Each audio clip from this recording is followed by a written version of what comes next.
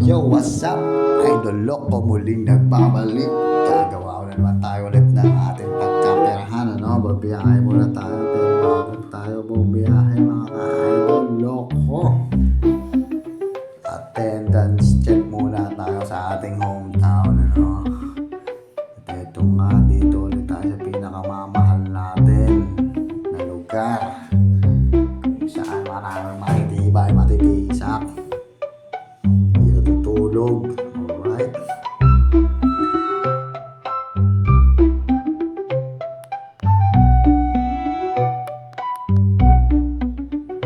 tingnan yung mga idol kung alam niyo yung lugar na yan.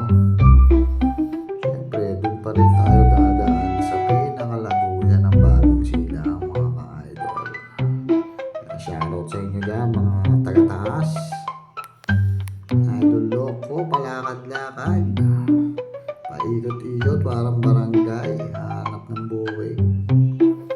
Bago tayo bumakbak mga idol, dadaan muna tayo sa ating lagusan. Attendance check ng mga tropa at may kukunin din tayo sa tindahan.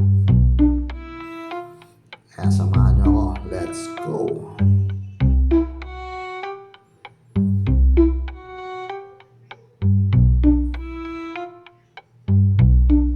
Ito yung lagusan mga ka-idol na hindi ka mag-asawang dumaan. At pag dumaan ka dito, halos malaglag din kaluluwa mo dito mga ka-idol Loco.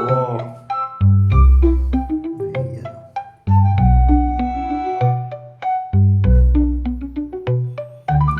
Yung last na video natin mga idol, may nag-PM sa akin kay Paisong na single din daw siya.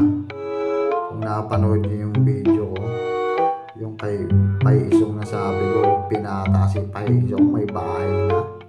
Maraming nag-PM sa akin ng mga single mami rin,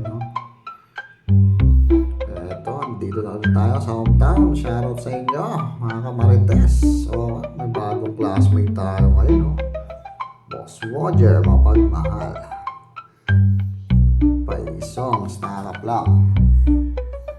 Shoutout Paisong. Elias, talagang pag-duty si Ka Elias, mag-umaga gabi, nasa patok natin yan, pinakamalupit mga OG natin yan mga ka-idol.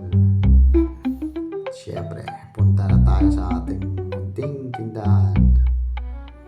May kukunin na tayo dyan sa gangster kong tita. Sabi ko sa kanya, huwag na siyang tumayo, bato na lang niya sa akin. Sheesh! Alright, maraming salamat mga ka-idol Loco sa pagsama. Hanggang sa muli mga ka-idol. Baseball, lamang walang wife pero home lang sa aming baseball. Habang dala namin dito syrup malamay Paul. Iba na yung tama, full of blaze,